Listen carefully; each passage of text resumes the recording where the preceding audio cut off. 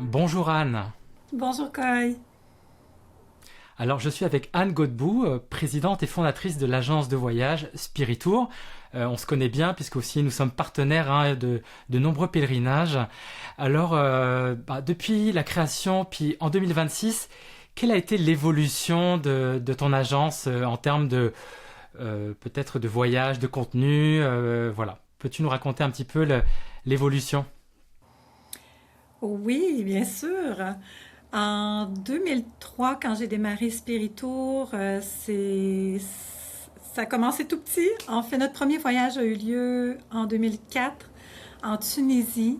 C'est des voyages de ressourcement dans le but, en fait, la mission, c'était de permettre à des individus de s'arrêter pour faire le point dans leur vie, se ressourcer, favoriser la croissance personnelle et spirituelle dans le cadre d'un voyage. C'est toujours notre mission, mais ça a évolué dans le sens que, voilà, au départ, je voulais que ça soit vraiment ouvert à tous. Je voulais ouvrir au large, que ça puisse toucher tout le monde. Et il y avait un peu parfois de contenu bon, qui touchait, on touchait toujours la spiritualité. Parfois, on allait visiter des congrégations religieuses, des monastères. D'autres fois, il y avait des ateliers de développement personnel. Donc, il a fallu à un moment donné un peu clarifier notre identité. Et donc, avec les... Quelques années plus tard, on a décidé d'ouvrir un peu deux catégories de voyages aux sources de l'être, qui sont nos voyages plus axés sur le développement personnel, et aux sources de la foi, qui sont nos pèlerinages chrétiens, qu'on a développés de plus en plus, parce que un jour, il y a un prêtre qui est venu avec nous dans un voyage de ressourcement, et il nous a dit, ben, c'était en Gaspésie, et il a dit, ben, moi, je célèbre la messe, si vous voulez vous joindre à nous, à moi, vous êtes les bienvenus. Et tout le monde s'est joint à lui. Et tous les jours, on a eu la messe avec lui. Puis ça a été tellement extraordinaire comme expérience que j'ai dit, ben, il faut en faire d'autres. Au départ, je pensais pas vraiment aller dans les pèlerinages parce que justement, je voulais que ça soit ouvert à tous. Je voulais que ça soit vraiment un lieu où tout le monde pouvait venir se ressourcer. Mais quand j'ai vécu pour la première fois ce pèlerinage, et plus tard, enfin, un de nos plus gros contrats, ça a été la Journée mondiale de la jeunesse en 2005. Ça a été une expérience très forte aussi pour moi. On a commencé à se faire connaître davantage dans l'Église catholique. Et c'est après ça où l'identité, il nous semblait clair qu'il fallait vraiment clarifier. Donc, d'un côté, les pèlerinages, de l'autre côté, le développement personnel, mais l'un n'empêche pas l'autre. Donc, bien sûr, on a des clients qui participent aux deux catégories de voyage, d'autres qui sont juste intéressés par l'un ou l'autre. Donc, voilà, c'est un peu comme ça que ça a évolué. Bien sûr, l'équipe a grandi aussi. J'ai commencé toute seule et puis maintenant, on est une équipe de sept personnes à temps plein. Avec toutes ces années, on a eu quand même un épisode particulier il y a quelques années avec la pandémie, la Covid. Mais pour pas revenir là-dessus, mais l'après-Covid, est-ce que ça a impacté maintenant plusieurs années après? Est-ce que vous avez retrouvé, comment dire, l'avant ou c'est peut-être même mieux? Est-ce que les gens veulent plus voyager en termes de statistiques, de participation? Comment c'est aujourd'hui? Il y a eu un grand engouement après la pandémie. Ça a repris rapidement, je dirais, avec le même volume, même peut-être plus que ce qu'on avait avant la pandémie. L'an passé a été une année exceptionnelle, mais bon, c'est sûr, il y avait le jubilé aussi. Cette année, c'est un petit peu plus tranquille, on se rend compte. Mais bon, c'est sûr aussi, il y a beaucoup d'incertitudes au niveau de l'économie aussi. C'est probablement ce qui explique, puis bon, au niveau sociopolitique aussi. Donc, c'est probablement ce qui explique le ralentissement. Mais je dirais ça ressemble quand même à ce qu'on avait avant la pandémie. Il y a eu des changements, bien sûr, positifs, je pense. Ça continue d'évoluer. La demande Donc, l'Italie, entre autres, est devenue une destination très, très prisée de nos pèlerins. Vu qu'on n'a plus la Terre Sainte, je crois que ça peut avoir influencé aussi. Présentement, en fait, on espère que la Terre Sainte va revenir, mais présentement, avec la situation actuelle, c'est pas possible. Donc, voilà.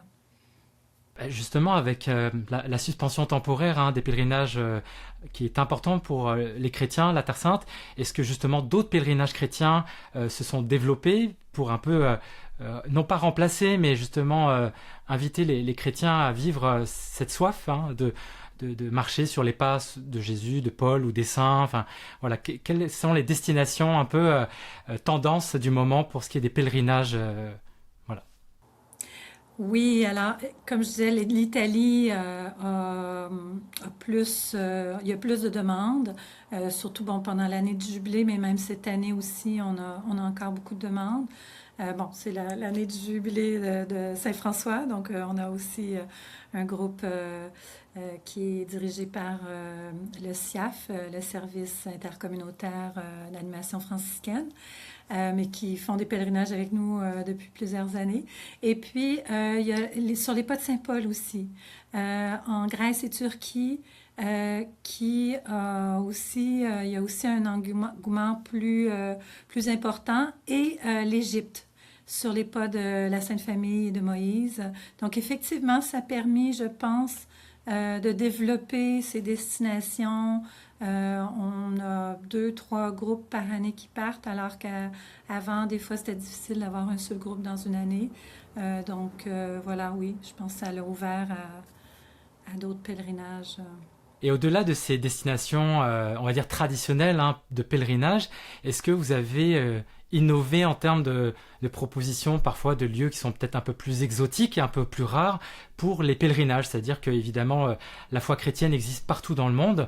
Est-ce que vous avez proposé d'autres continents, d'autres pays qui font pas partie des premiers choix, on va dire, de pèlerins? Oui, je vous dirais, ça. En fait, dès le début du Spiritour, on essayait d'être original et d'avoir des destinations différentes. Entre autres, pour le développement personnel, ça nous ouvrait tous les horizons. Mais oui, pour les pèlerinages, on a ouvert des nouvelles destinations où on a ramené des destinations un peu originales, comme en Inde, par exemple, cette année. On va sur les pas de Saint Thomas à Chennai, donc où se trouve son tombeau. Saint Thomas l'apôtre, et ensuite sur les pas aussi de Mère Teresa, donc à Calcutta. Et puis dans le même voyage, bien sûr, tant qu'à aller en Inde, on va aller à Agra pour voir le Taj Mahal. Mais on va visiter aussi d'autres villes en route, entre autres Varanasi aussi, qui est un lieu de pèlerinage important, mais du côté hindou, donc petite ouverture interreligieuse, non pas pour faire aucun syncrétisme, mais pour découvrir la culture et les religions du pays. Et on va rencontrer aussi des chrétiens dans le sud, les chrétiens de Saint-Thomas. Et puis, on va finir à Delhi. Donc, un très bel itinéraire. Et oui, on a plusieurs autres destinations. Là, il y a le Pérou qui s'en vient sur les pas du pape Léon et du père Ménard. Donc, plusieurs destinations. Oui, on a des différentes demandes. Le Brésil, en fait, plusieurs demandes. Lourdes et Medjugorje aussi, on a plus de demandes. J'avais oublié de le mentionner. Donc, des sanctuaires mariaux importants. Alors, voilà, oui, ça se développe. J'imagine que Compostelle fait toujours partie des destinations que vous proposez. Il semblerait que cette route prend une telle popularité qu'il y a un petit peu je dirais pas un conflit, mais un peu de surtourisme peut-être, surtout sur le dernier trajet. Peux-tu nous raconter un peu ton expérience personnelle, puisque j'imagine que tu connais cette route? Est-ce que un pèlerin chrétien qui veut le vivre aujourd'hui peut vraiment faire cette démarche spirituelle tranquillement, ou il y a un phénomène un peu de tourisme de masse qui existe partout dans le monde, aussi des pays et d'autres pays, mais est-ce que Compostelle reste un chemin de tranquillité? Moi, je crois que oui. Il faut juste choisir la période de l'année qu'on le fait. Et puis, c'est les 100 derniers kilomètres qui sont très prisés parce que, c'est tout ce qui est exigé pour recevoir la Compostela. Mais nous, on part plus loin et c'est très tranquille. la première, deuxième partie. On le fait comme en 3 étapes. Notre accompagnatrice Marilyn Arpin se plaît de dire que c'est la première étape, c'est le physique, la deuxième, c'est le mental et la troisième étape, c'est le spirituel. Et au total, les pèlerins vont marcher 21 jours. Et puis, voilà, ils arrivent... En fait, non, c'est un pèlerinage de 21 jours, mais ils marchent 14 ou 15 jours, pardon. Donc, c'est chaque étape environ 5 jours en moyenne. Et puis, voilà, c'est vraiment une expérience très profonde. On y va... on essaye de choisir des périodes qui sont moins prisées. On n'y va pas en plein été. En plus, il y a la chaleur. C'est la période des vacances. Donc, on y va soit au printemps. On fait entre autres le chemin portugais au printemps, qui est aussi moins connu que le chemin, le Camino Frances, qui est le principal, qui est le plus connu. Mais il y en a beaucoup, hein, beaucoup de chemins qui se rendent à Saint-Jacques-de-Compostelle. Donc, on fait le chemin portugais au printemps, le chemin français plutôt fin de l'été ou début de l'automne. Et puis là, il y a un nouveau chemin qui s'en vient, en fait, qui est nouveau. C'est aussi le Camino Frances, mais qu'on va prendre à partir de Saint-Jean-Pied-de-Port en traversant les Pyrénées. Donc, ça devrait être une très belle aventure. Mais oui, ça dépend du temps de l'année. Puis, c'est une démarche intérieure. Donc, même s'il y a plein de pèlerins, c'est toujours agréable de rencontrer d'autres pèlerins de toutes les nationalités qui vivent une démarche personnelle aussi. Mais en même temps, c'est communautaire. On se voit dans les refuges. On se retrouve au refuge suivant. Et il y a des liens qui se créent d'amitié, de fraternité. C'est très beau comme expérience. Et puis l'an prochain, ça va être l'année jubilaire de Saint-Jacques. Alors, ça devrait être en effervescence. Et voilà, ça devrait être une très belle expérience. Puis on espère être là. Le pape devrait être là aussi. Donc, on prévoit aller là. Et puis à Fatima également, dans la période du grand jubilé qui va avoir lieu à Saint-Jacques-de-Compostelle, puis à Fatima en juillet 2027. Pour conclure, pour les personnes qui n'auront pas l'opportunité ou les moyens forcément d'aller vivre Compostelle, peux-tu nous parler pas de l'équivalent, mais des marches qui sont proposées au Québec, puisque ça fait quelques années qu'on découvre voilà, ces sentiers, ces chemins en campagne, et qui sont aussi très agréables et qui sont plus accessibles évidemment aux Québécois de vivre ça. Donc peux-tu nous raconter un petit peu ce phénomène récent, on va dire? Oui, il y a des très beaux chemins au Québec, effectivement, des chemins de randonnée longue durée où on peut aller faire des pèlerinages un peu style Compostelle. Il y a entre autres dans le Saguenay-Lac-Saint-Jean, on dit que c'est le petit Compostelle du Saguenay-Lac-Saint-Jean, c'est le sentier Notre-Dame-Capatacan, qui est magnifique, qui part de la baie Trinité, je crois. Il faut monter la montagne. Là, j'ai eu la chance de le faire à quelques reprises. Je me rappelle plus. Je pense que c'est le Mont Trinité. Et puis, il y a la statue de la Vierge qui est en haut de la montagne. Donc, la première étape, on se rend jusqu'à la statue de la Vierge. On redescend. Et puis ensuite, on se rend jusqu'au lac Bouchette, à l'Ermitage Saint-Antoine. C'est environ, pour le faire au complet, je crois que c'est 10 à 15 jours. Nous, on l'a offert déjà à des groupes. On sautait quelques étapes parce que 10-15 jours pour le Québec, pour un Québécois, c'est un peu long.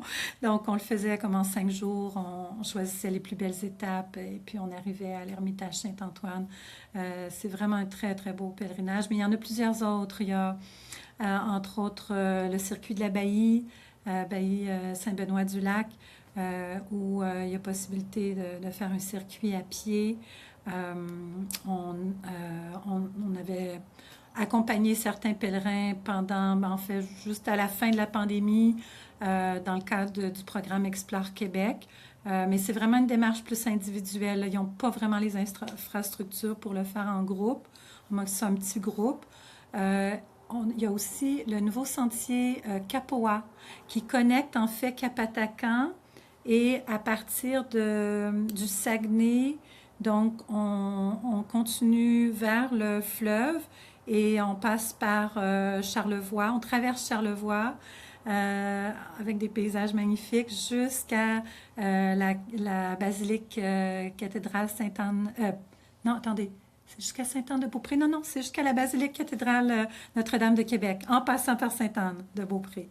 Alors, très beau pèlerinage aussi. Et puis, il y a le chemin de l'Outaouais qui part de la cathédrale à Ottawa, si je ne me trompe pas, jusqu'à l'oratoire Saint-Joseph. Puis aussi possibilité de faire de l'oratoire jusqu'à Sainte-Anne-de-Beaupré. Il y a vraiment plein d'options. Merci beaucoup Anne. Moi je souhaite à Spiritour de poursuivre cette belle mission d'offrir aux pèlerins et aux voyageurs en quête de sens, donc des voyages qui ont du sens, qui font du bien à l'être et à l'âme. Alors bonne continuation. Merci beaucoup Coy. Au revoir.